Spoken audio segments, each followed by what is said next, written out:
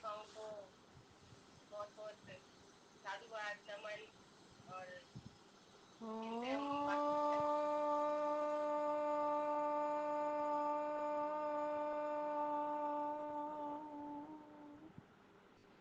नमः शम्भवाय च मयोभवाय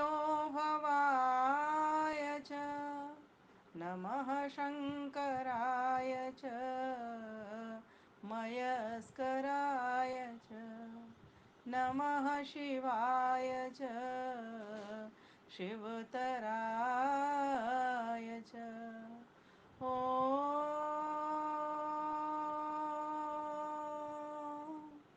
नमस्ते अस्तु आयते नमो अस्तु परायते नमस्ते प्राणतिष्ठत आसीनायोतते नमः आसीनायोतते नमः ॐ शांति शांति शांति। आर्य केंद्रीय सभा द्वारा प्रायोजित बहुत ही सुंदर भव्य दिव्य और सभ्य कार्यक्रम आप सभी देख रहे हैं, सुन रहे हैं। हमारी आदरणीय प्यारी बहन आशा रानी आर्या के कुशल संचालन में, और भाई जितेंद्र जी को भी नमन करती हूँ जहाँ से भी जुड़े होंगे। आज शायद वो हैं नहीं यहाँ। और जितनी भी माताएं बहनें जिन्होंने अभी गीत सुनाए हैं, बड़े ही मधुर और प्रेरणास्पद भजन थे, सुनते चले आ रहे हैं हम भी इन गीतों को। बहुत ही अच्छा उन्होंने गाया, मधुर कंठ से भी गाया और प्रेरणात्मक गीत भी सुनाए और विषय के सामयिक भी सुनाए, समय के अनुकूल भी सुनाए। तो उन माताओं को, बहनों को भी नमन करती हूँ। और जहाँ से भी देश से, प्रदेश से, अपने गांव से, नगर से, शहर से जुड़े हुए सभी भाइयों को, बहनों को, माताओं को नमन वंदन अभिनंदन करते हुए सादर सप्रेम नमस्ते कहती हूँ।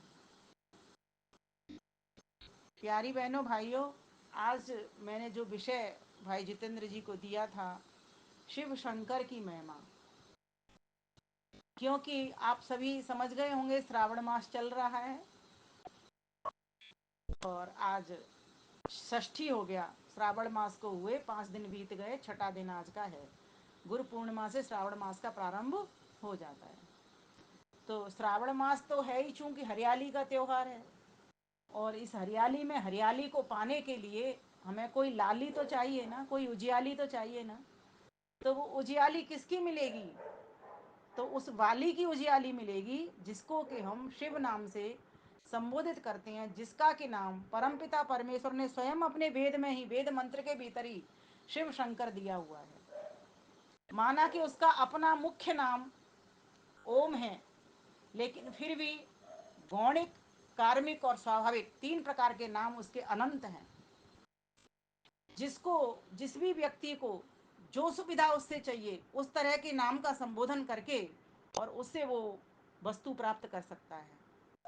श्रावण का मास है, हरियाली का मास है। हमारे जीवन में पहले प्रश्न एक मैं ही स्वयं उठाती हूँ कि हरियाली आती कैसे है, उसके बाद मैं विषय पर जाऊंगी। तो हरियाली आती है जब ईश्वर का हम गुणगान करते हैं, ईश्वर की सन्निधि लेते हैं, क्योंकि उसके, ईश्वर के पास तो हरियाली का भंडार है। हम कहते तो इसको हरियाली है जो हरा भरा दिख रहा है, लेकिन हरा भरा के तो बहुत सारे अर्थ होते हैं।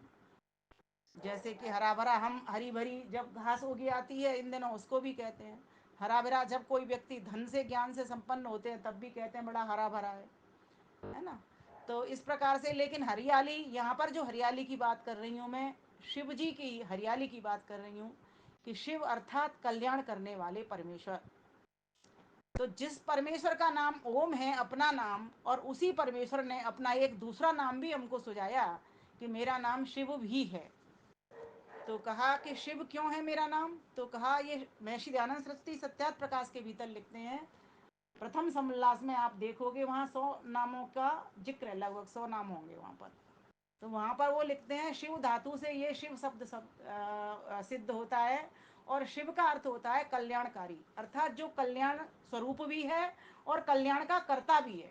इन दो अर्थों के साथ ही शिव जी का अर्थ जो होता है वो कल्याणकारी और कल्याण स्वरूप हो जाता है। कल्याण स्वरूप अर्थात जिसका अपना स्वरूप ही कल्याण में है, और कल्याणकारी का अर्थ कल्याण का करने वाला कर्ता भी जो है। अभी हमारा जो स्वरूप है, ठीक है वो स्वरूप, लेकिन मान लीजिए मैंने मेरा स्वरूप है कि बहुत सुख से रहती हूँ मैं, तो जरूरी नहीं है कि मैं किसी और को सुख से सुख बांट सकूं।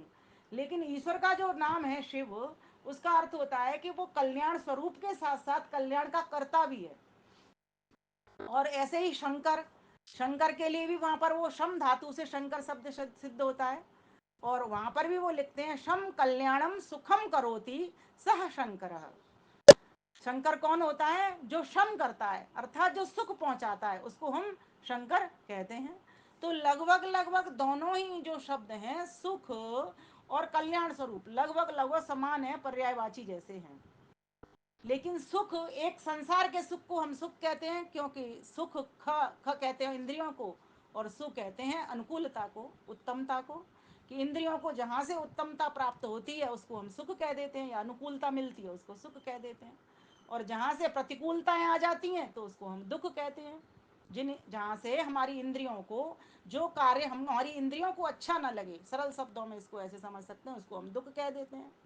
तो परमेश्वर कैसा है? हमें सांसारिक सुख भी देने वाला है, साथ ही साथ इस सुख को देते हुए, सांसारिक सुख मीन्स हर प्रकार का सुख, धन का, दौलत का, पुत्र का, पुत्री का, पति का, पत्नी का, माता का, पिता का, वनस्पति, औषधि, जो कुछ हो सकता है संसार के भीतर, हर प्रकार का सुख परमेश्वर ने हमको दिया है। इसी के कारण हम अपने इस शरीर को चला पा रहे हैं। तो जो परमेश्वर है वो कैसा है? सुखकारी है, और साथ ही साथ वो कल्याणकारी भी है, अर्थात हम सबका कल्याण वो कर रहा है। नाना प्रकार की वनस्पतियां, औषधियां, अन्न, फल फूल देकर के वो हम सबका कल्याण कर रहा है। और इसके साथ साथ ही हमारे जो सूक्ष्म भूत, स्थूल भूत, इनके द्वारा भी हमारा वो कल्याण कर रहा है। हमको जो 5 ज्ञान की इंद्रियां और 5 कर्म की इंद्रियां, मन और बुद्धि, इनको देकर के भी वो हमारा कल्याण कर रहा है। और साथ ही साथ सिर्फ इतनी सी बात नहीं, ज्ञान विज्ञान देकर के भी वो हमारा कल्याण कर रहा है। चारों वेदों का ज्ञान अगर वो नहीं देता, और भोग की सामग्री ये सारी मिल जाती, हमको सांसारिक सुख भोग सारा मिल जाता, तो अगर हमारे पास वेद का ज्ञान नहीं होता, सांसारिक सुख भोगों को कैसे भोग सकते हम? कैसे इसको उपयोग में ला सकते? कैसे हम खुद स्वयं इसका उपभोग करते हुए इसको उपयोगी भी बना सकते? कैसे हम किसी का इन साधन संपन्न होकर के सहयोगी भी बन सकते? कैसे इन फल फूल अन्न औषधियों को खा करके हम निरोगी भी बन सकते? कैसे हम उद्योग को सीख सकते? कैसे हम पुरुषार्थ अर्थात पुरुष का जो उद्देश्य है उसको अपने सामने प्रकट कर पाते? तो परम पिता परमेश्वर, जिसका के ओम नाम है, और ओम का अर्थ सीधा सीधा सरल सरल सर्वरक्षक आप सभी जानते हो, वहीं इस सर्वरक्षक परमेश्वर के ओम नाम के अंतर्गत ही एक कल्याणकारी स्वरूप और आ जाता है, कि ईश्वर हमारा कल्याण कर रहा है। इसीलिए, और कैसे कर रहा है? हमको हरियाली दे करके। अब प्रश्न ये आता है कि श्रावण मास में ही शिव की पूजा क्यों की जाती है, शिव की महिमा का गान क्यों किया जाता है? मेरा तो कहना है वेद के अनुकूल, आर्ष ग्रंथों के अनुकूल के नित्य प्रति होना चाहिए, 2 बार की संध्या है। लेकिन यहाँ सिर्फ शिव नाम को कोट किया गया है, ब्रह्मा नाम को कोट नहीं किया, विष्णु नाम को कोट नहीं किया, और भी जितने नाम ईश्वर के हैं उनको कोट नहीं किया। यहाँ ओम के अंतर्गत आने वाली जो कल्याण की भावना है, सिर्फ शिव नाम को कोट किया गया है। तो बोले ये क्यों किया गया? तो बोले श्रावण में क्या होता है जी? श्रुति का श्रवण होता है, इसीलिए जीवन में हरियाली आती है। यदि चाहो खुशियाँ हो नित प्रतिक्षण, तो श्रावण में श्रुति का कर लो श्रवण। यदि चाहो खुशियाँ हो नित प्रतिक्षण, तो जो श्रुति का जो संदेश हमको मिलता है गृहस्थियों को, वो कब मिलता है? इन श्रावण के, क्योंकि चातुर्मास्य आने पर 4 महीने तक आवागमन व्यक्ति का ठप्प जैसा हो जाता है। माना कि अब आजकल आधुनिक युग में तो इतनी सुविधाएं हमारे पास हो गई कि इन सुविधाओं के द्वारा हमारे काम नहीं रुक रहे हैं। जबकि हमारे यहाँ एक संदेश था, पहले एक पर्व के रूप में उसको लिया जाता था, संस्कृति के रूप में मनाया जाता था, एक परंपरा के रूप में समझा जाता था कि 4 मास तक बिल्कुल विवाह नहीं होंगे, शादियां नहीं होंगी। और आज भी उत्तर प्रदेश में चले जाओ आप, वहाँ पर विवाह नहीं होते, हम लोगों में विवाह नहीं करते 4 मास तक। और वहाँ पर एक परंपरा और चलती है, वो भी सामाजिक लोगों ने शायद इसीलिए ही निकाली हो, विरोध से पहले हमारा वोट हो जाना चाहिए, इसलिए निकाली हो क्योंकि ये चातुर्मास में कठिनाइयाँ हैं, बाधाएं हैं आवागमन करने में। और यहाँ पर व्यक्ति और किसके लिए रखे गए फिर ये 4 मास? तो कहे गए ये श्रुति श्रवण के लिए रखे गए, वेद कथाओं के लिए रखे गए। आज वो नहीं हो रही हैं, आज भगवत कथाएं हो रही हैं, लेकिन आर्यजन तो आज भी वेद कथाएं रखते हैं, इन दिनों में जुलाई से प्रारंभ हो ही जाती हैं। वो एक अलग बात है, जब 4 महीने तक चलता था, फिर 1 महीने पर आ गया, फिर 15 दिन पर आ गया, और अब सप्ताह भर के ही कार्यक्रम, और कई कई समाजों में तो मैं देख रही हूँ मात्र 1 दिन का ही कार्यक्रम हो जाता है, और कोई कोई समाज तो ऐसी है जहाँ पर 1 दिन का भी कार्यक्रम इन दिनों पर देखने में नहीं आता। ये कटु सत्य है, और आप इस सत्य को देख रहे हो और भुगत भी रहे हो। तो ये जो श्रावण का मास है, ये हरियाली लाने वाला है और हमारा कल्याण करने वाला, क्यों कल्याण तभी है हमारा जब हमारे जीवन में हरियाली आए। इसलिए आपने देखा होगा आर्य समाज इस हरियाली तीज को बड़े धूमधाम से मनाता है। क्यों मनाता है? क्या सिर्फ झूला झूलने के लिए मनाता है? झूला तो सभी झूल रहे हैं, जो आर्यजन नहीं है वे भी झूला ही झूलते हैं। सखियां सब मायके जाती हैं, अपने मायके में झूलती हैं, बहुत अच्छा पर्व लगता है ये। क्योंकि क्या करे बैठे टालिया, ससुराल में भी अब इतना अधिक काम रहा नहीं है, चलो मायके चलो घूम करके ही आ जाते हैं, है ना। तो वो मायके चली जाती हैं। और दूसरी बात, इसके पीछे और भी साइंटिफिक बहुत सारे ऐसे कारण हैं। इन दिनों कहते हैं जहाँ विवाह नहीं होते वहाँ सृजन शक्ति भी कमजोर होने से सृजन शक्ति अर्थात बच्चों का निर्माण कार्य भी इन दिनों बंद ही होता है। इसलिए भी महिलाएं बहन बेटियां जो है वे मायके चली जाया करती हैं और अपने भाई बहनों के साथ भाभियों के साथ एंजॉय करती हैं, सखी सहेलियों के साथ झूला झूलती हैं। तो जो हरियाली तीज का आर्यजनों ने क्यों रखा, महर्षि दयानंद सरस्वती ने इसको पर्व क्यों माना? इसलिए माना कि हरियाली तीज है वो तीन, उसके तीज का अर्थ क्या होता है? तीन। हरियाली कब आएगी? जब हम तीन को जान लेंगे, तीन का बोध कर लेंगे, इस त्रैत को समझ लेंगे। जब तक हम त्रैत को नहीं लाएंगे, तब समझेंगे नहीं, ज्ञान में नहीं लाएंगे, तब तक हमारी हरियाली आने वाली नहीं है, तब तक हमारा कल्याण होने वाला नहीं है। इसीलिए यहाँ पर जो अभी श्रावण मास में जो शिव की महत्ता का प्रतिपादन किया गया कि शिव जी की पूजा हो, पूजा से अर्थ ये नहीं है कि सिर्फ जल चढ़ाए आए हम मंदिर में जाकर के, जैसा कि हमें देखने में मिल रहा है। हमारा अगर हाँ जल चढ़े, उसको तो प्रतीकात्मक समझ लीजिए आप। जल चढ़े तो हमारा ज्ञान का जल हमारे भीतर चढ़ना चाहिए। और ज्ञान का जल कैसे चढ़ेगा? वो ज्ञान की कावड़ के द्वारा चढ़ेगा। आत्मा को कावड़ बनाना पड़ेगा, ज्ञान का जल उसमें, वेदों का ज्ञान घुसाना पड़ेगा उसमें, तब जाकर के हम सही प्रकार से श्रावण को सिद्ध कर पाएंगे और श्रवण कुमार बन पाएंगे। माता और पिता हमारा वही एक सखा और बंधु एक ही परम पिता परमेश्वर है, जिसका कि एक नाम शिव है। तो तीन तत्वों का बोध करने के लिए ऋग्वेद में बहुत सुंदर मंत्र आया हुआ है, आपको मैं कई बार सुना चुकी हूँ इसको। पहले तो मैं आपको उसी मंत्र को बता दूं जिसको मैंने पहले ही प्रथम में ही बोला, मैं उसका अर्थ करने चली थी। ओम नमः शंभवाय च। तो इस मंत्र के भीतर क्या शब्द आया? पहले ओम। ये आपने देखा होगा कम ही मंत्र हैं जिनके साथ साथ मंत्रों के साथ ओम शब्द जुड़ा हुआ है। बहुत कम मंत्र आपको मिलेंगे। जैसे एक ओम आपो ज्योति बोलते हैं, यज्ञ करते हैं, जब वहां पर ओम शब्द आया है। यहाँ पर भी ओम नमः शंभवाय च जब हम संध्या करते हैं तो संध्या का अंतिम मंत्र, जिसको हम नमस्कार मंत्र के नाम से जानते हैं, वहां से ही ये मंत्र मैंने लिया। मेरी इच्छा हुई कि क्यों नहीं शिव जी की आज बात होगी, शिव शंकर की बात जब होगी तो दोनों ही नाम इस मंत्र के भीतर हैं। तो कहा पहला नमः। नमः का अर्थ अब ईश्वर को के लिए ये मंत्र है।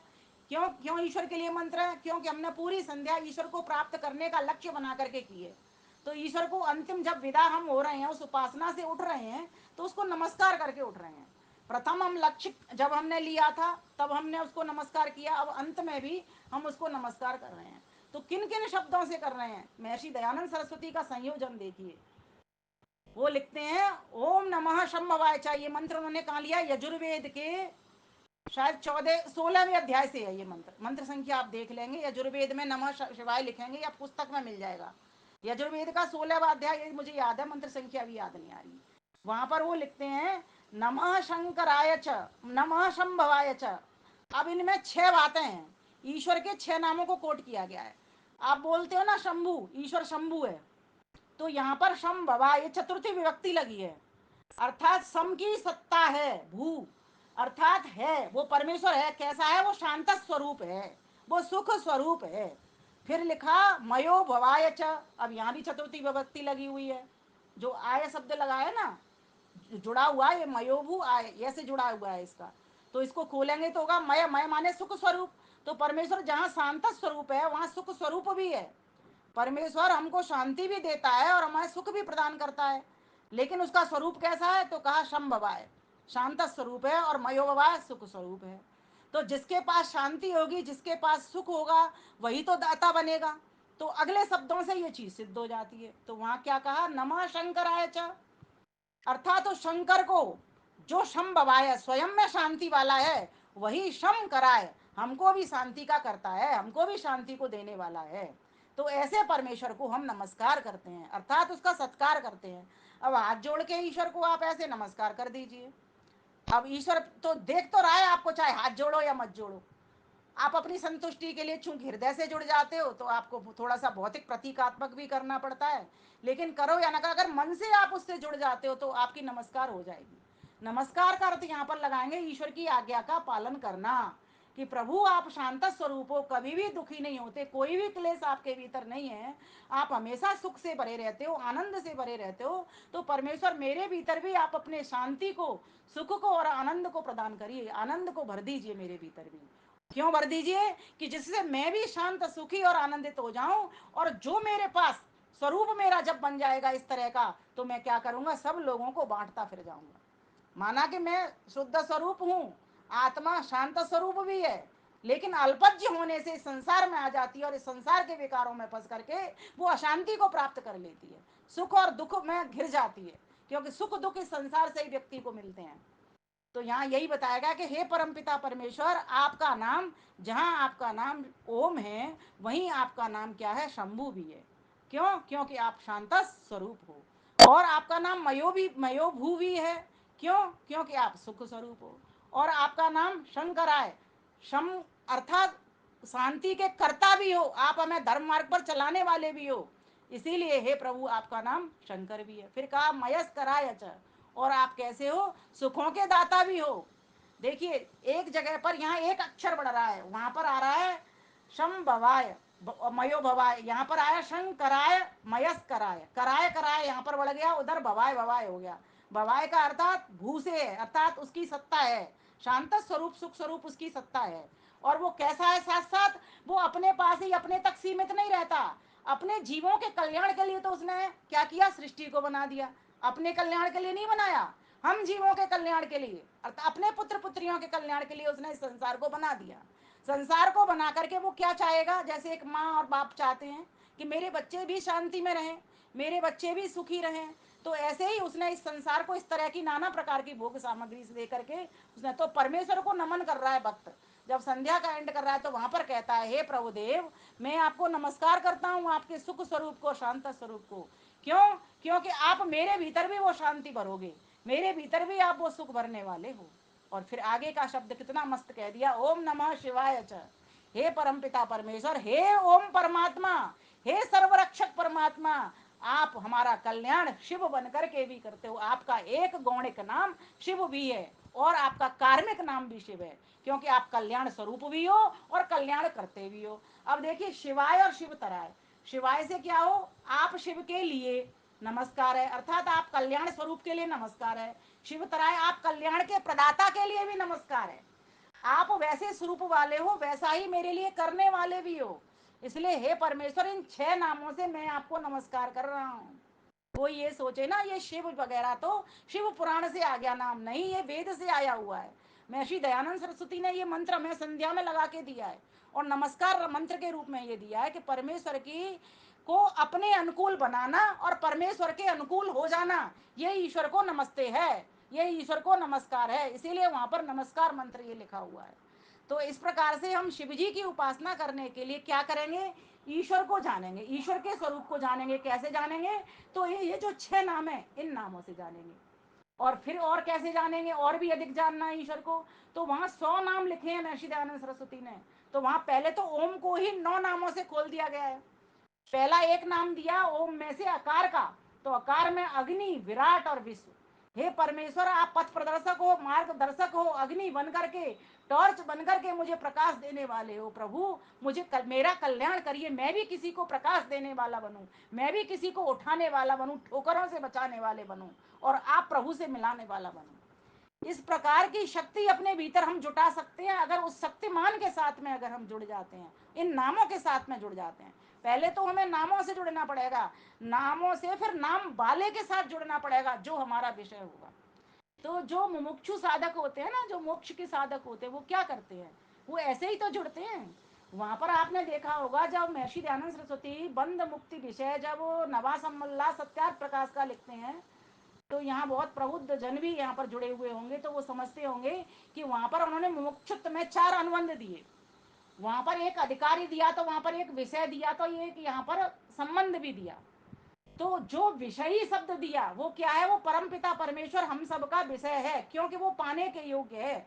तो ऐसे विषय को प्राप्त करने के लिए मोक्ष का जो साधक मुमुक्षु होता है, वो क्या करता है, अपने भीतर जिज्ञासा उठाता है। किसकी?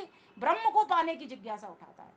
उसी ब्रह्म का नाम शिव है। क्यों? क्योंकि वही कल्याण का करता है। तो उसके स्वरूपों को समझना प्रारंभ कर देता है वो। जैसे महर्षि देव दयानंद सरस्वती ने क्या किया, हमें नियम बना करके, दूसरा नियम, पूरा की पूरा प्लेट समझो उसकी प्रतिमा ही हो, जबकि ईश्वर की कोई प्रतिमा नहीं है। लेकिन पहले तो नामों से जुड़ना पड़ेगा, नामों से जुड़ने के साथ साथ उसके गुणों से जुड़ना पड़ेगा, गुणों से जुड़ने के साथ साथ कर्मों से जुड़ना पड़ेगा, कर्मों से जुड़ने के साथ साथ स्वभाव से जुड़ना पड़ेगा। तीनों से जुड़ करके ही हम उस वस्तु को प्राप्त कर सकते हैं जो हमारा विषय होगा। तो महर्षि देव दयानंद सरस्वती ने हमारे ऊपर बड़ी कृपा की, और जिन महर्षि दयानंद सरस्वती के ऊपर आज उंगली उठाने के लिए समाज लगा हुआ है, उस समाज को फटकार भी हमारे आर्यजनों ने बहुत अच्छी लगाई है। ऐसे जो जहां पर वेद का ज्ञान नहीं पहुंचा, जहां सत्यार्थ प्रकाश का प्रकाश नहीं पहुंचा, जो लोग अविद्या में रहते हैं, इस प्रकार से महर्षि दयानंद को भी की भी वो भूल बता दिया करते हैं, जबकि उन्होंने तो वेद भाष्य किया। उनको यही नहीं पता, स्वामी राम भद्राचार्य जी के बारे में मैं इशारा कर रही हूँ, उनको यही नहीं पता कि वेद मंत्रों का भाष्य महर्षि दयानंद सरस्वती ने किया, यजुर्वेद का पूरा 40 अध्याय का किया, ऋग्वेद के 7वें मंडल तक उन्होंने किया। और मैंने जब यूट्यूब पे आज से 4 दिन पहले जब ये किसी भाई का देखा था, तो मेरे अंदर से तड़प उठी। मैंने कहा देखूं तो सही राम शब्द कहाँ है। मैं इससे पहले बहुत खोजती थी, मुझे राम का शब्द नहीं मिला था। लेकिन जब उन्होंने राम की बात कही कि राम अस्थात इस तरह से बोला उस वीडियो में स्वामी राम भद्राचार्य जी ने, तो मैं तो एकदम कान खड़े हो गए। फिर मैंने वो मंत्र निकाला, मैंने ऐसे नाम मिला मिला करके वेद के अनुक्रमणिका में जा करके वो निकाला, वहां मुझे राम भद्र मिल गया नाम, भद्रम भद्रया करके लिख दिया। मैं आपको पूरा मंत्र सुनाती हूँ, मैंने फेसबुक पर लिखा है, पूरी अर्थ भी लिखा है, उसकी व्याख्या भी अपनी दी है, और मैंने अपना काव्य भी वहां पर दिया है। वहां पर वो मंत्र कैसे आता है, देखो उन्होंने क्या गलती की, महर्षि दयानंद के बारे में वो ठीक से समझ नहीं पाए, क्योंकि वो ऊपर से देख नहीं सकती, तो लोगों से उन्होंने वो सुना भी नहीं उस ज्ञान को। तो वहां पर वेद मंत्र का जो अर्थ है वो बिल्कुल अलग है, बिल्कुल उससे कोई लेना देना नहीं है भगवान राम से, भगवान कृष्ण से या सीता माता से, किसी से कोई लेना देना नहीं है वहाँ। क्योंकि भगवान राम तो त्रेता काल में हुए, और वेद का ज्ञान तो हमें आदि सृष्टि में मिल गया। तो भगवान राम तो स्वयं वेद पढ़ते थे अपने गुरुजनों से। तो भगवान राम का नाम एक शब्द से होता है बहुअर्थन को ज्ञान, श्लेषता सो कहते हैं भूषण सकल सुजान। एक शब्द से बहुत सारा ज्ञान होता है, अलग अलग अर्थ निकलते हैं, संगति परक। महर्षि दयानंद लिखते हैं संगति परक अर्थ निकालने चाहिए एक शब्द के। तो वहां पर जो राम शब्द आया वो अंधकार के लिए आया है। इसका मैं मंत्र सुनाती हूँ आपको। ओम भद्रम भद्रया सचमान आगात स्वसारम जारो अभ्येति पश्चात सुप्रकेतय अग्नि वितिष्ठन् रुषद्विवर्णय अविरामम अस्तात् अविरामम अस्तात्। इसमें मंत्र में क्या कहा गया है देखना, इसमें कहीं राम सीता का जिक्र नहीं है, जबकि वो क्या कह रहे हैं, जो मैंने भद्रम भद्रया जो शब्द बोले ना, वो कह रहे हैं भद्रम तो राम है, और जो भद्रया है वो सीता माता है, ये वेद के भीतर आई है। लेकिन यहाँ पर महर्षि दयानंद सरस्वती कृत, जैसे अब महर्षि दयानंद सरस्वती का समझते थे उसके अनुकूल किन्होंने दामोदर सातवलेकर जी ने अर्थ किया है, क्योंकि महर्षि दयानंद सरस्वती ने तो 7वें मंडल तक अर्थ किया, और उसके बाद तो दूसरे दूसरे विद्वान आए, जैसे ब्रह्म मुनि परिव्राजक जी ने किया, और जैसे इन्होंने सातवलेकर जी ने, दामोदर सातवलेकर जी ने किया। तो इन्होंने किस तरह अर्थ किया वो मैं आपको बताती। इन्होंने कहा कि पहले उषा काल आता है, इन्होंने भोर का वर्णन किया। इन्होंने कहा ये मंत्र तो भोर का वर्णन कर रहा है, तो उन्होंने कहा कि पहले उषा काल आता है, और उषा काल के पीछे पीछे सूर्य प्रकट होते हैं। आता है ना, ऐसे ही तो उषा होती है पहले, सूर्य हल्का होता है, फिर सूर्य एकदम पूरे तेज के साथ में प्रकट हो जाते हैं। मंत्र में बस इतनी सी बात। और कैसे आते हैं ये?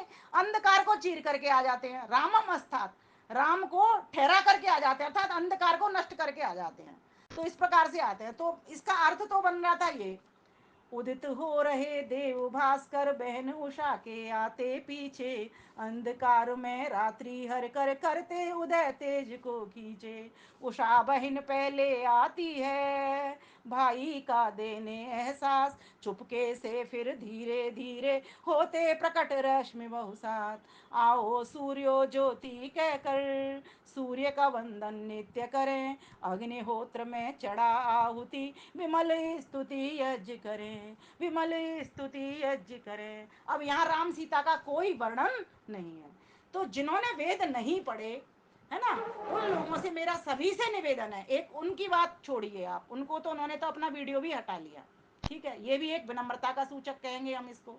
और लोग तो कुछ क्या क्या कहते हैं, हम ऐसा कुछ नहीं कहते, बस हम इतना कहते हैं कि हम जब हमने ये चीज़ सही सही डाली, प्रस्तुत की, तो उनको भी लगा, उन्होंने भी सोशल मीडिया पे देखा और अपना वीडियो उन्होंने उठा लिया। बस हम यही चाहते थे कि सोशल मीडिया से उनका वीडियो हट जाए, जिससे गलत ज्ञान, गलत संदेश लोगों तक ना पहुंचे। क्योंकि वेद में कहीं भी राम सीता, क्योंकि लोग फिर कहने लग जाएंगे कि वेदों में तो इतिहास भरा पड़ा हुआ है, जबकि वेदों में तो कोई इतिहास नहीं है। इतिहास तो तब बनता है ना जब कोई चीज चलती है। जैसे राम जी हुए तो कब हुए? त्रेता काल में हुए, तो त्रेता काल था। कृष्ण जी कब हुए? द्वापर में हुए, तब चलता है इतिहास।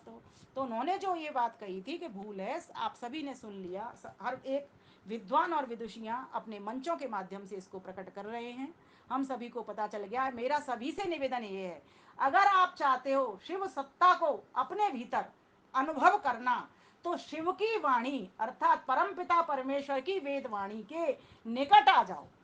जिस दिन आप उसके निकट आ जाओगे, उसको गुणों के द्वारा फिर आप अनुभव करना प्रारंभ कर दोगे। उसके कर्मों को देखोगे, विष्णु कर्माणि पश्यता, उसके कर्म दिखाई देने लग जाएंगे। देखो ना, नदियां कल कल करते देखे, झरना झरझर झर करते देखे, सूर्य चंद्रमा देखो कैसे उजाला कर रहे हैं, कोई दिन का करता है तो कोई रात का कर देता है।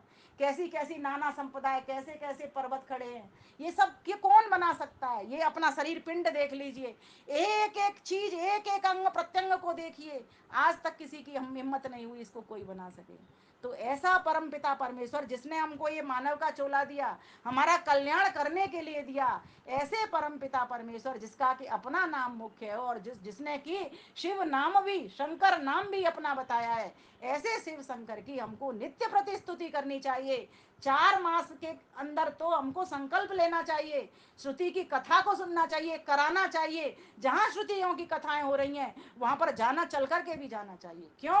क्योंकि वनों से निकल निकल करके विद्वान जन, ज्ञानी जन, योगी जन, संत जन, महात्मा जन हमारा कल्याण करने के लिए आए हैं। उस शिव स्वरूप को, शिव शंकर को दर्शाने के लिए हमारे पास आए हैं। इसलिए हमारा कर्तव्य बनता है उस परमेश्वर को जाने, और जान करके उसकी आज्ञाओं का पालन करें, और पालन करते हुए सिर्फ अपना ही कल्याण न करें, अन्यों के कल्याणार्थ विचरण करना हम प्रारंभ कर दें।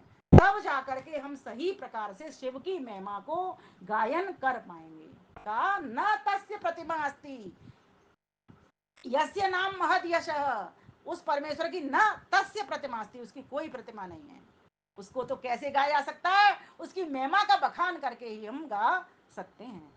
धन्य प्रभु तुमको, धन्य तेरी माया, धन्य प्रभु तुमको, धन्य तेरी माया, धन्य तेरी महिमा का पार न पाया, धन्य तेरी महिमा का पार न पाया। पृथ्वी सूरज चंदा तारे चलते हैं न्यारे न्यारे, पृथ्वी चंदा सूरज तारे चलते हैं न्यारे न्यारे, कोई ना टकराए प्यारे कैसे इन्हें घुमाया, कोई ना टकराए प्यारे कैसे इन्हें घुमाया। धन्य शिव तुमको, धन्य तेरी माया, धन्य तेरी महिमा का पार न पा। नभों में जितने सितारे कभी ना ये बुझते सारे, नभों में जितने सितारे कभी ना ये बुझते सारे, कैसा ये रिमोट तूने कहाँ से मंगाया, कैसा ये बटन तूने कहाँ से दबाया। धन्य शिव तुमको, धन्य तेरी माया, धन्य तेरी महिमा का पार न पाया। आनंद लेते चलिए। कोई ना दीवार यहाँ, खंभा ना कोई तार यहाँ, कोई ना दीवार यहाँ, खंभा ना कोई तार यहाँ। कौन सी तरकीब से ये गगन टिकाया, कौन सी तरकीब से ये गगन टिकाया। धन्य शिव तुमको, धन्य तेरी माया, धन्य तेरी महिमा का पार न पाया। महल मकान सारे सुंदर बागान न्यारे, महल मकान सारे सुंदर बागान न्यारे। ऊंचे ऊंचे पर्वत प्यारे कहाँ चढ़ बनाया, ऊंचे ऊंचे पर्वत प्यारे कहाँ चढ़ बनाया। धन्य शिव तुमको, धन्य तेरी माया, धन्य तेरी महिमा का पार न पाया। जीव जंतु पक्षी प्राणी कोई नहीं बेजुबानी, जीव जंतु पक्षी प्राणी कोई नहीं बेजुबानी। अलग अलग बोलियों में कैसे स्वर सिखाया, अलग अलग बोलियों में कैसे सुर सुखाया। धन्य शिव तुमको, धन्य तेरी माया, धन्य तेरी महिमा का पार न पाया। कैसे तैरे पृथ्वी जल में मिट्टी न धसे है तल में, कैसे तैरे पृथ्वी जल में मिट्टी न धसे है तिल में। विमल ये सोच सोच सर चकराया। धन्य प्रभु तुमको, धन्य तेरी माया, धन्य तेरी महिमा का पार न पाया, धन्य तेरी महिमा का पार न पाया। ये गीत मैंने तेरी जय जय करता है संसार सारा की तर्ज पे लिखा था। मुझे लगा कि इस वक्त का ये अनुकूल गीत है, इसीलिए मैंने इसको आपके समक्ष रख दिया बीच में। तो कहा गया कि परमेश्वर ने तो हमको इतना सामग्री दी सुख उपभोग करने के लिए और अपवर्ग में जाने के लिए भी। कैसे कल्याण कर रहा है देखो ईश्वर, हमको इतनी बुद्धि दे दिया उसने, इतनी विवेक दे दिया हमको उसने कि हम विवेक के द्वारा वैराग्य को उठा सकते हैं। लेकिन आज व्यक्ति के पास बुद्धि तो है, सद्बुद्धि नहीं है, इसलिए उसकी दिशा भटक गई है। और दिशा भटकने से, वो भ्रमित होने से क्या हो गया, उसकी दशा भी बिगड़ गई, इसीलिए वो ईश्वर तक पहुंच नहीं पाया। तो ये जो श्रावण का मास आया है, इसमें शिव शंकर के नाम का नित्य प्रति हमको जप करना चाहिए, सुबह शाम। और कौन सा मंत्र लेंगे, जैसे गायत्री मंत्र आप नव देवियों में लेते हो, अब इन दिनों में आप उठा लीजिए, नमः शंभवाय च मयो भवाय च। इस मंत्र का खूब जप करिए, आप सुबह भी करिए, शाम को भी करिए, दिन में भी करिए। मैंने फेसबुक पर पोस्ट लिखी है, वेद में एक ऐसा मंत्र भी आता है जो 5 बार करने की उपासना की बात है। जो जिसको किसने धारण कर लिया, मुसलमानों ने धारण कर लिया, अपनी नमाज पढ़ते हैं वो 5 बार। लेकिन हम लोग 2 बार की संध्या करने के लिए भी उद्यत नहीं होते। 5 बार आया है वहां पर वर्णन, लेकिन हम लोग 2 बार भी संध्या करने के लिए राजी नहीं है। और कर भी रहे हैं तो फॉर्मेलिटी के अनुसार कर रहे हैं, बस हमें करनी है कि हम आ रहे हैं इसीलिए हमको संध्या करनी है, ऐसा नहीं होना चाहिए। हम आ रहे हैं तो हमारा आर्यत तो तभी है, हमारा श्रेष्ठ तो तभी है जब उस शिव शंकर की उपासना करें, हम उसकी समीपता को ग्रहण करें, उसके कल्याणकारी सबसे अच्छा स्वरूप जो ईश्वर का देखने में आता है वो कल्याणकारी स्वरूप भी आता है, एक माँ की तरह नजर आता है। वो माँ अपने बालक को हर जगह से बचा लेती है, हर जगह से उसका कल्याण ही चाहती है, कभी उसका बुरा नहीं चाहती, चाहे कितना भी बेकार से बेकार बच्चा हो, इसका चोर भी बच्चा हो जाए ना तब भी उसको बचाएगी। लेकिन ईश्वर ऐसा नहीं करता, ईश्वर अन्याय नहीं करता, ईश्वर तो न्याय ही करता है। पर मैं कहने का भाव ये बता रही हूँ कि ईश्वर हमारी हर तरह से रक्षा कर रहा है, चाहे वो दंड भी दे रहा हो ना तब भी वो हमारा ही कल्याण करता है, और चाहे वो दंड नहीं दे रहा हो, इनाम दे रहा हो, शाबाशी दे रहा हो, तो भी वो हमारा कल्याण कर रहा है। दोनों तरह से वो कल्याण करता है, सृष्टि को बना करके भी कल्याण करता है और सृष्टि का संहार करके भी कल्याण करता है। सोचो एक बार आप कितने वर्ष के हो, 50 के, 60 के, 70 के, ठीक है, एक दिन 100 के हो जाओगे, कई लोगों को सौभाग्य मिलेगा 100 का हो जाएंगे, 110 के भी हो जाएंगे, और मिलना भी चाहिए। मैं तो कहूँगी सभी को मिलना चाहिए, भूयश्च श्रद्धे सता, सभी हम स्वस्थ जीवन जीते हुए लंबी आयु को प्राप्त करें। लेकिन मैं ये बताना चाह रही हूँ आपको कि जितनी भी आयु हमको जो मिली है परमेश्वर की, ये कृपा नहीं है, ये दात नहीं है, तो क्या है? इसीलिए परमेश्वर जितनी भी हमको श्वास है, परमेश्वर से एक ही प्रार्थना करना, प्रभु देव हमारे पास जितनी भी श्वासें हों वे सभी की सभी तेरे ही कर्म में लग जाएं, तूने जो हमको आज्ञा दी है उसी को ही मानने लग जाएं, तेरे ही उपासना के साथ हम सारे कर्मों को करते चलें। इसलिए तो गीता में कह दिया योगा कर्म कौशलम। उसका मतलब क्या था? कर्मों में कुशलता। कौन से कर्मों में कुशलता? अर्थात जो भी आप कर्म करते हो उसमें ईश्वर का वास देख लेना। आप उसी की शक्ति से करते हो, आप उसी की बुद्धि से करते हो, आप उसी के पैर दिए पैरों से चलते हो, आप उसी के दिए हाथों से काम कर पाते हो, सब कुछ आप उसी की दी हुई वस्तु को उपभोग कर पाते हो। कुछ भी तुम्हारा यहाँ पर नहीं है। अगर कुछ भी तुम्हारा एक भी वस्तु होती तो आप उसको अपने साथ ले जाते, लेकिन कोई भी व्यक्ति आज तक ऐसा नहीं मिला जो अपने साथ कोई भी वस्तु ले गया, बड़े से बड़ा सिकंदर तक भी हो गया। इसीलिए कहा गया कि उस शिव शंकर की महिमा को जानो, उसको समझो, उसको वेद, लेकिन समझने का तरीका क्या है? वेद ज्ञान की समीपता। वेद ज्ञान कहाँ से मिलेगा? जो वेदनिष्ठ लोग हैं, जो वेद के ज्ञाता विद्वान हैं, उन लोगों की सन्निधि से। और आजकल तो यूट्यूब पे भरा हुआ पड़ा हुआ है, आप कोई भी चैनल खोल लेना, किसी भी विषय को खोल लेना, आपको मिल जाएगा। कहीं ना कहीं से आप कोई भी बात बोलोगे वो उसके लाइन बना करके वीडियो आते चले जाएंगे, पूरी की पूरी सीरीज आ जाएगी। लेकिन हम सुनने वाले तो बने। आज उन वीडियोज को भी वही लोग सुन रहे हैं जो प्रवचन कर रहे हैं, मैंने ऐसा माना है, देखा भी है। लेकिन जो सामान्य लोग हैं जिन तक ये ज्ञान सही मायने में पहुंचना चाहिए, और वो जो विद्वान है वो तो सिर्फ सुनाने के लिए सुन रहे हैं उसको, ये भी बात है। अगर वो ये सोचे कि हमारा कल्याण इस सुनने में है, चार बातें बताइए ना, क्या क्या? श्रवण मनन निधिध्यासन और साक्षात्कार। अगर हमने किसी भी बात को सुन लिया और फिर उस पर मनन भी कर लिया, फिर उस ज्ञान को निधिध्यासन पक्का भी कर लिया, और पक्का करके उसको देख भी लिया। जैसे मैंने सोचा कि आज मैं कोई चीज़ देखूंगी, कोई मेला देखने जाऊंगी, ये बात मैंने सुनी कि मैं कहीं पे मेला लगा हुआ है, भाई मैंने सुन तो लिया, फिर मैंने मन में सोचा कि मैं मेला जाऊंगी, मेरे पास पैसे हैं कि नहीं है, कि मेला कैसा होता है उसके बारे में चिंतन किया, है ना। फिर उसका ज्ञान को पक्का किया, हाँ मेला ऐसा होता है, ऐसा होता होगा जरूर, मैंने किसी से सुना था मेले में इतनी इतनी दुकानें आती हैं। फिर ये ज्ञान पक्का हो गया मेले का कि हाँ ऐसा होता है, तो मैं चलूंगी, फिर पुरुषार्थ करूंगी उसके लिए, चल के जाऊंगी तो फिर मेला मुझको प्रत्यक्ष हो जाएगा, मेला मुझे दिख जाएगा। वास्तव में मैंने जिस बात को सुन रखा था वो वही बात निकली, खूब सारी यहाँ पर दुकान लगी हुई हैं। ऐसे ऐसे उदाहरणों से आप अपने आप को, मन को, आपके को जोड़ने का प्रयास कीजिए।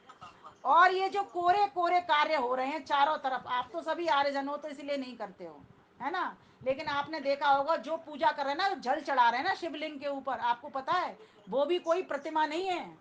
वो जो पारे का बनाया जाता है ना शिवलिंग, वो भी कोई प्रतिमा नहीं है। वो यही इसी बात का द्योतक है, इसी बात की तो प्रेरणा कर रहा है, ईश्वर का कोई आकार नहीं है, वो निराकार है। ये वीडियो किसका खुला है? ये वीडियो किसका खुला है? बंद करिए। यहाँ पर जो प्रेजेंटेशन है और सुनाई देने वाली चीजें हैं, सुनो एक बार, पहले अपने वीडियो सभी बंद कर ले, मेरी अगर बात पहुंच पा रही है आप तक तो वीडियो भी कर दें आप अपने। कोई सोता दिखता है, कोई लेटता दिखता है, वो ठीक नहीं लगता। आप सुनिए, वीडियो बंद करके, ऑडियो बंद करके सुनिए। सभी बंद कर लीजिए, अपना वीडियो और ऑडियो दोनों बंद कर लीजिए, मुझे आवश्यकता नहीं है, आप बस सुन लीजिए मुझे जो मैं बात बताना चाह रही हूँ। तो मेरा कहाँ पहुँच गई मैं ये आपको बताना चाह रही थी कि उस परमेश्वर का एक नाम शिव भी है, और कुछ लोग उसका भोला भंडारी भी बोलते हैं। लेकिन वेद में भोला शब्द नहीं आया, भंडारी तो आया है लेकिन भोला शब्द नहीं आया। तो भोला की जगह परमेश्वर को हम कैसे लेंगे? भोला माने सरल। भोला का मतलब मूर्ख नहीं है। हम तो यहाँ पर दुनिया में देखते हैं लोगों को जो मूर्ख होते हैं उनको भोला भी कह देते हैं, लेकिन यहाँ और सीधे व्यक्ति को भी भोला कह देते हैं।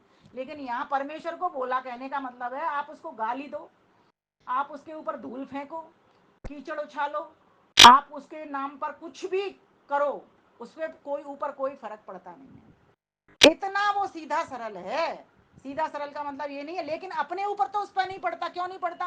क्योंकि वो कमल की बात है, असंग रहता है, वो तो प्रकृति से चिपका हुआ नहीं रहता। रहता तो प्रकृति के अंदर है लेकिन प्रकृति से असंग बना रहता है। जैसे अब संसार में रहे लेकिन संसार में आसक्ति ना हो, तो निरासक्त होकर के वो रह रहा है, असंग होकर के रह रहा है वो संसार में। लिपटा हुआ तो वो रहेगा क्योंकि प्रकृति उससे दूर नहीं, आत्माएं उससे दूर नहीं, क्योंकि वो तो प्रत्येक वस्तु के भीतर, प्रत्येक व्यक्ति के भीतर, प्रत्येक स्थान के भीतर, प्रत्येक काल के भीतर वो रहती है। वो शिव सत्ता जो आपका कल्याण कर रही है। ध्यान देना, ईश्वर की जो सत्ता है, जो शिव सत्ता है, कल्याणकारी स्वरूप है।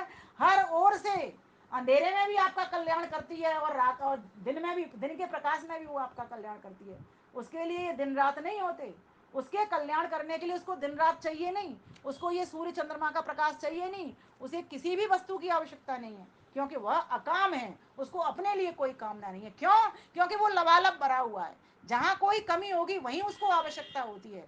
इसे उसके कल्याणकारी स्वरूप को करने के लिए परमेश्वर ने एक हमारे ऊपर बड़ा उपकार कर दिया। हमको वेदवाणी में बता दिया कि मैंने तुमको ये जो दो कान दिए आपका भद्र करने के लिए दी, मैंने जो दो आंखें दी आपको भद्र करने के लिए दी। इसलिए आप मंत्र बोलते हो। क्या? जब किसी को आशीर्वाद दिया जाता है तब भी पुकारा जाता है उस मंत्र को। क्या किया जाता है? ओम भद्रम कर्णे शुणयाम देवा भद्रम पश्येमाक्षभिर्यजत्रा स्थिरै अंगैः स्तुष्टुवांसस्तनु बिर्वशेमहि देवहितं यदायुः।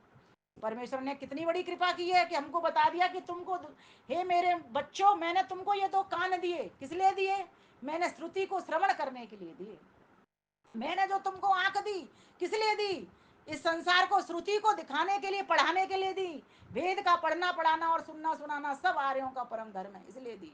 भद्रम कर्णे वे शुणयाम देवा भद्रम पश्येमाक्षभिर्यजत्रा यजत्रा यजत्रा, तुमको यज्ञ करने के लिए मिले ये आंखें। खूब यज्ञ करो और कराओ, खूब अब उपकार करो और कराओ, अपना भी लाभ लो, यज्ञों के द्वारा दूसरों को भी लाभ पहुंचाओ। और स्थिर ही अंगई, ये दृढ़ तुम्हारे अंग बने, मैंने इसीलिए तुमको ये हाथ दिए।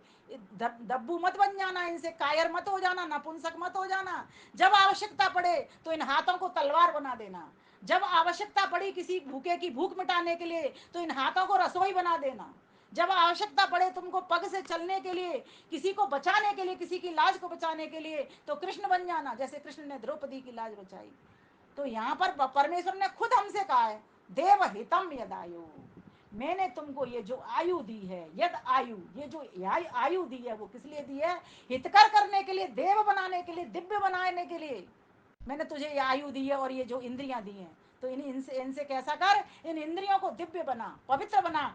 दिव्य पवित्र बन करके क्या होगा? कल्याण करेंगी। फिर ये अपना भी कल्याण होगा, दूसरों का भी कल्याण हो जाएगा। किसी में सकारात्मक बात देखेंगे, अच्छी बात देखेंगे, तो हमारा भी कल्याण होगा। और सामने वाले के सुनने में आ गया, ये बहन जी ने इनकी दृष्टि ऐसी है, ये ऐसा सोचती हैं आपके बारे में, तो सोचो वो तो वैसे ही गदगद हो जाएगी। एक बार आप सोच करके देखो, ये जो अभी श्रावण मास आया है यही कराने के लिए आया है। श्रवण करो खूब, जितना कर सकते हो ज्ञान का श्रवण करिए, विद्या का श्रवण करिए, आश ग्रंथों का श्रवण करिए, और फिर मनन करिए, उस पर चिंतन करिए। सिर्फ इसलिए नहीं कि मुझे प्रवचन करना है इसलिए करना है, नहीं, मुझे अपने साथ साथ औरों का कल्याण करना है, ये भावना लेकर के आपको प्रवचन को श्रवण करना, मनन करना, ज्ञान को पक्का करना। हाँ, ये बात सत्य है, ये बात झूठ है। इसको किसी एक व्यक्ति ने कह दिया, भेड़ चाल की तरह मत चलना। हर समाज में भी है, भेड़ चाल की तरह ही किस्सा चलता रहता है। थोड़ी अपनी बुद्धि लगाना, ज्ञान को पक्का करना है। हाँ, ये बात सही है, ईश्वर निराकार है, निराकार और इस तरह से निराकार है। उसका अगर आकार होता तो एक देशीय हो जाता, हमारी तरह हो जाता। इसीलिए वो तो कैसा है, वो सर्वदेशी है, सर्वव्यापक है, सर्वांतर्यामी है, सबकी सारी बातों को, घटपट की बातों को भी जानने वाला है, चेतन सत्ता है। जैसे आत्मा भी चेतन और निराकार सत्ता है, ऐसे ही वो परमात्मा भी चेतन और निराकार सत्ता है। तो इस प्रकार से उस ईश्वर को हमें ध्याने के लिए उसके नामों के ऊपर खूब चिंतन मंथन करना चाहिए।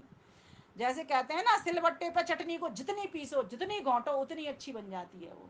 तो ऐसे ही हमें इस दिमाग के जो मस्तिष्क का सिलबट्टा है, इसके ऊपर रट्टा लगाओ, वेद मंत्रों को याद करने का प्रयास करो। संकल्प लो कि आज से मैं साम वेद का पाठ स्टार्ट कर रही हूँ। गुरु पूर्णिमा पर शुरुआत हमने कर दी थी, आप लोग भी, मैं कहती हूँ कोई बात नहीं, 5 दिन निकल गए, निकल जाने दो, 5 मंत्र और एक्स्ट्रा कर लेना, लेकिन एक मंत्र का, एक पेज का स्वाध्याय मैं नित्य प्रत करूंगा, करूंगी। जब तक करूंगी तब तक मेरे पड़ोसियों से, मेरे रिश्तेदारों से अविद्या नष्ट नहीं हो जाती। ये भाव मन में बिठाना पड़ेगा बहनों।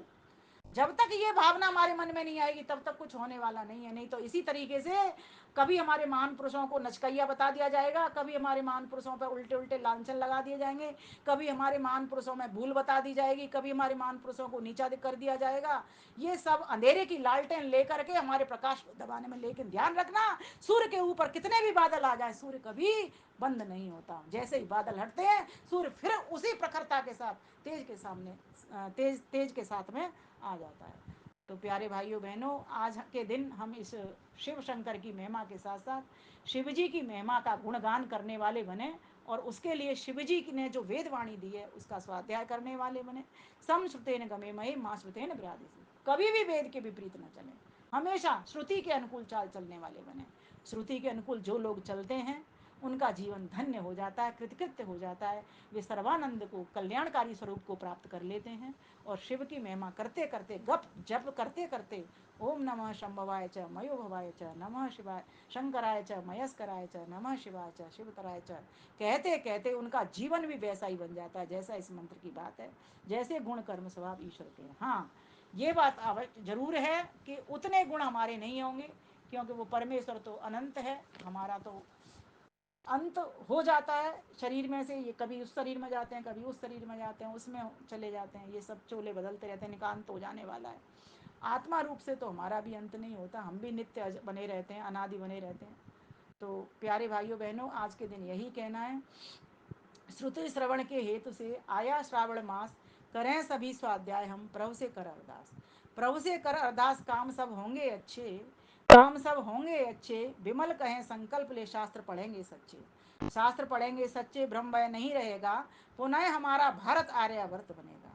जिस दिन आर्यावर्त नाम हो, संस्कृत सुदृढ़ हो अपनी, गुरुकुल गौ गंगा गायत्री, बहे रक्त शुद्धमनी, बहे रक्त शुद्धमनी, बहे रक्त शुद्धमनी। शिव शंकर की जय हो, कहीं न कोई बाधा, फिर सर्वत्र अभय हो, फिर सर्वत्र अभय हो। इन्हीं शब्दों के साथ मैं अपनी वाणी को विराम देती हूँ। समय की अपनी सीमा है। आप सभी का धैर्यपूर्वक, श्रद्धापूर्वक श्रवण करने के लिए बहुत बहुत धन्यवाद, बहुत बहुत धन्यवाद। आदर सप्रेम नमस्ते जी।